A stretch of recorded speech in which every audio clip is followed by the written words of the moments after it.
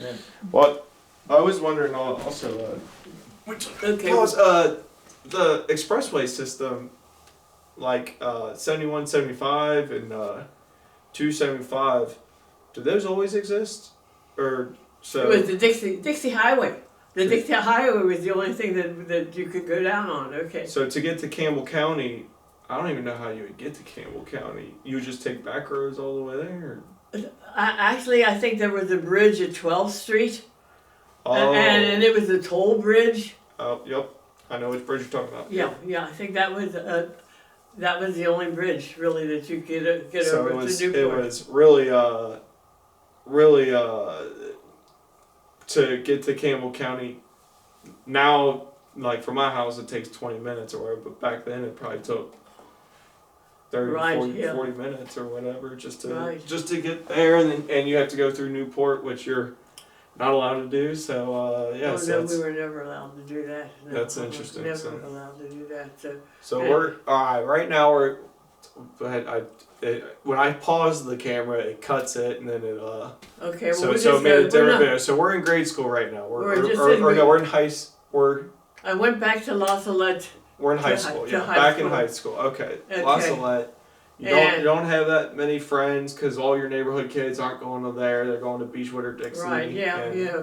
And then a few of my friends, you know, if we went somewhere, I would stay all night at their house. I had one friend that, Dot Jansen, and we would do something together, maybe go to a dance or something like that in high school. And I would just stay at her house then, Okay. you know. And I had another really good friend, Laverne Wilson. I was allowed to stay at her house too if we were doing something for school, you know, or something like that. But most of the time, and when we had a car by the time I was in high school, maybe a junior or something like that, and so Dan and I would drive down, and then if I had to stay after school, I'd just go up to the depot and I'd ride home. And with my dad, you know, if we had to stay after school for something, for a project or whatever, yeah. And the only athletics that we had when I was in high school is like we had a gym, but we just had a volleyball. A volleyball. That's all I ever remember playing is volleyball, you know. And I don't know. Did you And enjoy? we did have a gym, I guess. Yeah. Did you enjoy volleyball? I played it. I don't know that I was good at it, but we all played it. That's what we were supposed to do. But and anyhow, but think about this. See, in high school, this is wartime, you know, and there's not many guys our age around anymore. You know what I'm saying? You couldn't get a date for a prom because they're all in the service. They've been drafted. Wow. You know? Yeah. Yeah. That is crazy. Right, but it's the truth, you know? Yeah. So- Because I graduated in 1946 from high school. Oh wow. So yeah, you were Right at the end of the war, sorry. Yeah. right at the end of the war. You Right. graduated. So Yeah. so all the 18-year-olds were getting picked out of high school and Well, So- like or I guess Hank, he was just right after he graduated from high school at Holy Cross, he signed up, went into the Navy. So this is what they were doing. wow. They knew they were either going to get drafted or, you know, Or sign up for sign up for whatever one that happened. you want. Yeah. Yeah. Yeah. Wow, that's Yeah. that's crazy. Yeah, so I mean, I guess you're in high school, you're hearing about this war, and then all of a sudden people your age are getting We're getting shipped killed. away, and killed, and I had two Yeah. cousins in the war, though. I had Really? Yeah. One of them was in the Navy, and one of them was in the Army. And and actually, I think the one in the Navy, Jack, he was Jack McGarry, so that's mother's side of the family, and the other one was a Kiley, that was my dad's side, and I think it was Jack that would write letters, because letters were all being read from before they got to us. They were okay. all okay. What do they do when? What's the word I'm trying to think about? You know, Oh, when they yeah, they're like scanning them, making sure there's no codes or anything on it. right, yeah. So we never knew where Jack McGarry was in the Navy, and so he wrote Mother a letter one time, and he says, "Tell Sam I owe him something." And Mother thought, he's trying to tell us something. He was in Samoa.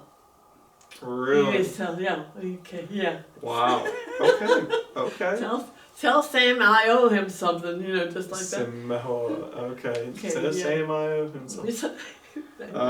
We made that up. It was Samoa, yeah. So anyhow, we did some decoding ourselves. Let's put it that way.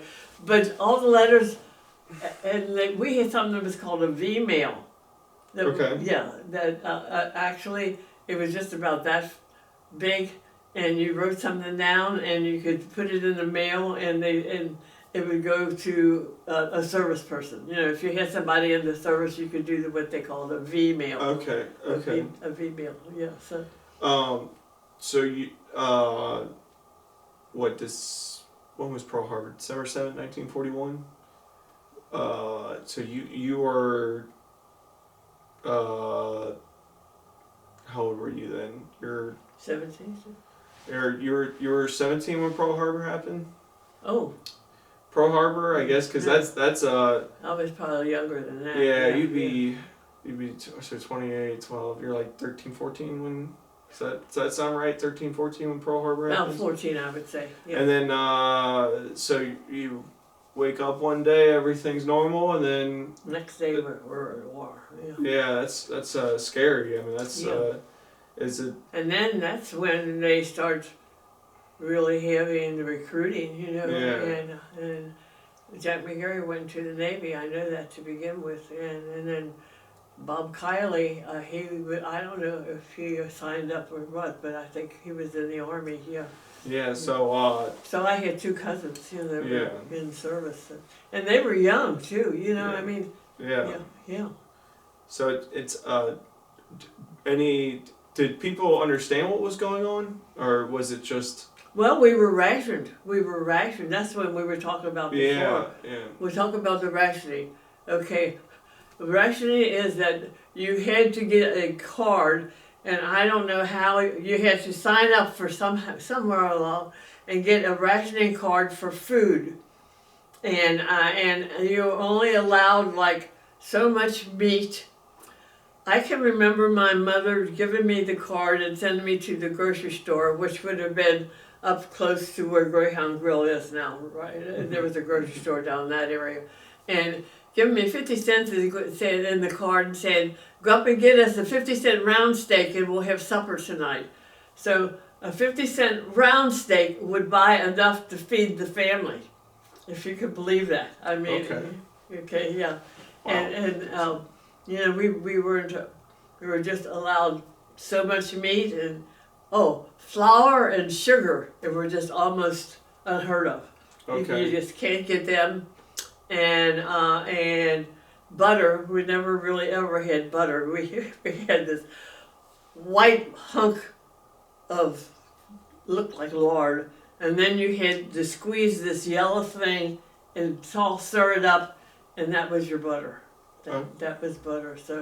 So we were rationed. We were rationed, and we gave up silk stockings, but who had silk stockings? Nobody in our family gave up silk stockings. Yeah.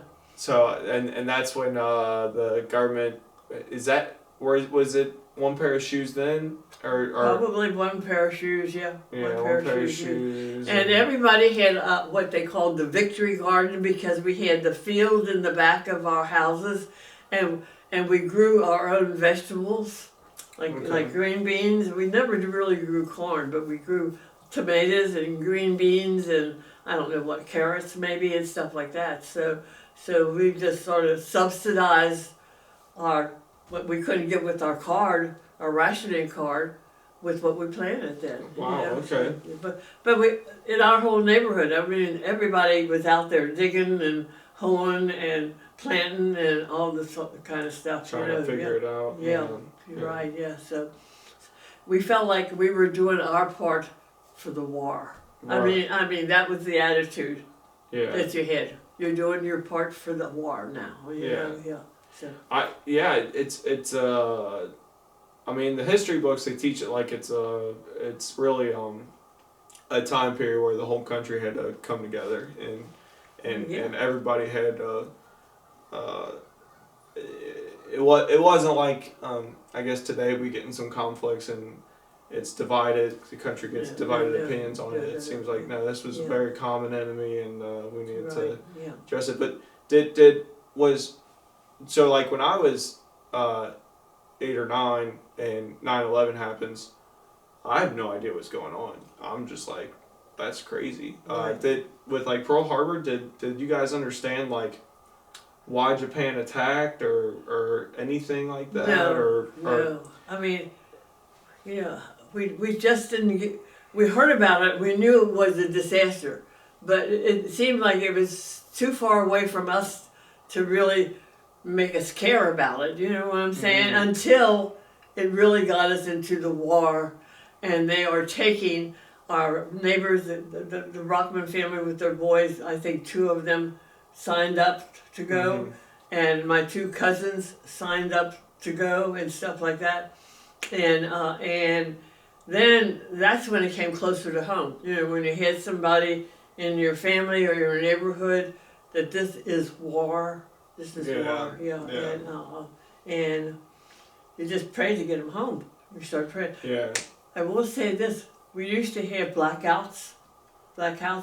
We had to turn off the lights and draw the curtains and shades down, and then we started a rosary. The neighbors would all come to our house and say the rosary for all the soldiers and the families that had people in the war and stuff like that, you know. So And it I feel like it could be confusing also from somebody that sees that Japan attacks Pearl Harbor, but now we are going to Europe to fight Germany. Did anybody see? We just really didn't. We really didn't know what was going on, to be honest with you. Okay. It all seemed like it was just too far away from us, you know. But, think about Hank just getting out of high school and signing up for the Navy, okay? Yeah. And him not knowing, what's going to be, where he's going to be. He was in Norfolk, and he was at another place, but he really never got on the front line. I mean, of course, I didn't know him then. I didn't know him at all then, but he never really got on. In fact, he got to be a driver for the admirals and the big shots and stuff like that. He got to be a driver because he had a driver's license, and I guess that was a big thing. Yeah. Wow, that's kind of crazy. That's a big deal to have a driver's license, and then there's so many young people that none of them probably even had a shot at getting it. And 18, he'd be 18. It's a very sad period in time, but but everybody was just, as far as family is concerned, making the best of whatever, except that there was always the worry, if you had somebody in the family in the service, of where they're going to be, and will they come home? Yeah. Will they come home? And when, they would put the mothers of sons that they lost, they would put like something in their window to show that they had lost somebody. It was like something you would hang in your window, and I think, it was terrible. Fortunately, my cousins came home safely, and the one cousin, Jack McGarry, stayed in the Navy and made it his career. Okay. Yeah, but Bob came home, and And then your brother was too young. He was too young. Too young to. See, I was in high school and he was probably just maybe in the 8th grade or something. Well, because I'm sure, or I feel like the news is whatever's in the newspaper from your perspective in the 40s, but like now, I mean, I can see footage of, or I can pull up my phone and talk to somebody that's in. Yeah.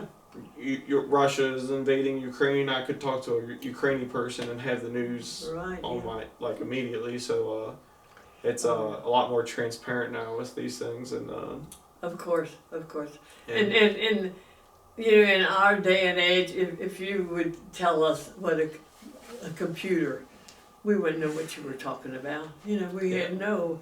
I will tell you this: when I was in college. Well, okay, let's go back and then I'll just give you a little bit and then we'll stop. And first of all, I went to Ledford for the 4 years, and I took the classical course. So I did take a business course, so I didn't know how to type or do any of that kind of stuff. So, but I got a scholarship. I got a scholarship to college. And this was what is now Thomas More College, but it was the Villa Madonna College at the time. Okay, and so I'm telling secrets. I made up my mind that if I got to college, I would have the time of my life because high school was such a bummer. High school was such a bummer, and I did. I only went for 2 years, and my scholarship was for 2 years, so I knew that, and so I made the most of it. I had the best time, you know.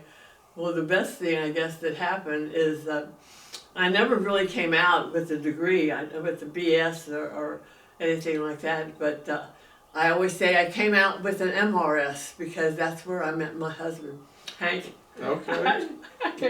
I came out with an MRS. Yeah. But I wasn't really going with him or anything like that when I was in college. And Really? we'll talk about my relationship, how I met up with Hank and married Hank. Maybe next time. Yeah. So no, I hadn't seen him. I had a crush on him. I knew in college I had a crush on him, but he was going with somebody else, and I was dating and having the time of my life, and I really didn't want to settle down anyhow, no matter what, you know. But I will tell you one more thing, and then we'll shut up. It was only, first of all, Hank and I would just. In college, our college was so small that when we would throw a party and everybody would come to the party. Everybody would come to the party, okay. So one time we were at a party and everybody was hanging their coats on the water pipe. And the weight of the coats broke the water pipe while we were there. We were there. Second, my mom and dad let me have a party for the whole college. Now, we're talking the whole college. Really? The whole college. Everybody was invited. You put a sign on the bulletin board. Party at Joan Benzinger. Wow, Joan Kiley at that time. Yeah. So they cleaned up the basement and down, and we had one of these great big old furnaces, you know, with the pipes and all this kind of stuff. Well, they partied all right at our place. They knocked down one of the pipes in the bottom of the furnace, put all the coats on one of the beds, and just the bed slats went down, and all the coats went down. It was almost too funny. I mean, it's funny when you talk about it, but it isn't. At the time when this happened, I gotta get on my feet. Okay, I'm fine. Call from Danville, KY. I think that's the same call. Call from Danville, KY. Hello?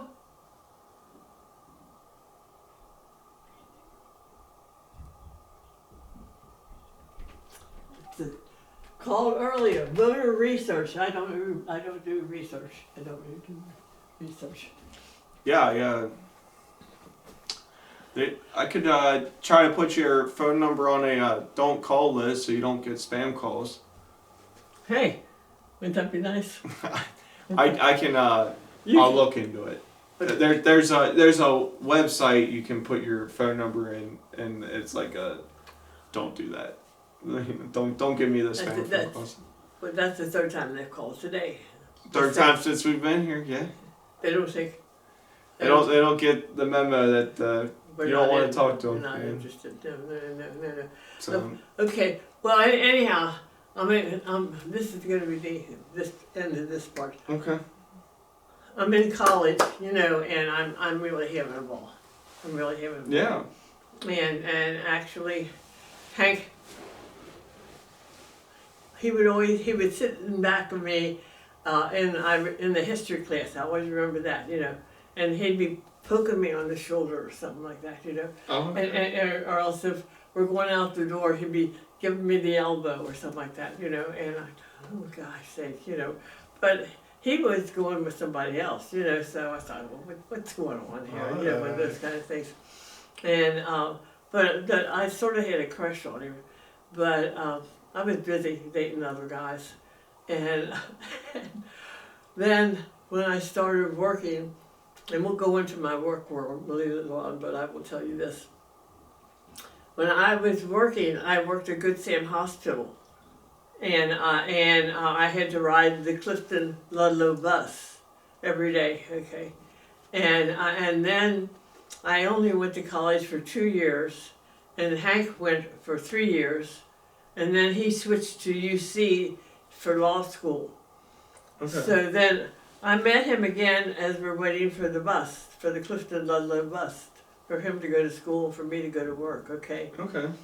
And so, I will tell you, you know, he is really a character. I mean, he is really a character. So we're on the bus, and this loud voice, there was a place that was called the Gaiety up on Vine Street, Mm-hmm. which was a stripper joint. And one loud voice, we're passing the Gaiety, and he had said, "Oh, Joan, you're going to be working Saturday night?" I was so embarrassed. I thought, oh, I'll never speak to him again. But then I saw him again, and we started riding the bus together, and so I always say that our romance started on the Clifton Ludlow bus. That's where our romance started. That's the first time. That's it. Yeah. Little would you know, you get married and have 5 That'll be kids. that'll be another episode. Another episode. I'm down, Grandma. Thank you for doing this. Oh, So- well, this is. Do come back, cause I got lots more to tell. Oh yeah, I think we're at just left college and Meeting my husband to yes, flirting with your future husband on the bus. So romance started on the Clifton Ludlow bus. Yes, so, no, not too many people can brag about that. I can brag about that. Oh, it's been fun. all right, It's been fun. give me a hug, Grandma. Oh, love you, dear. It's just fun just talking to you. You know. Yeah, we get a little history lesson. So we'll do this again, and it's. Wait, I'm saying the date. It's the 27th of March.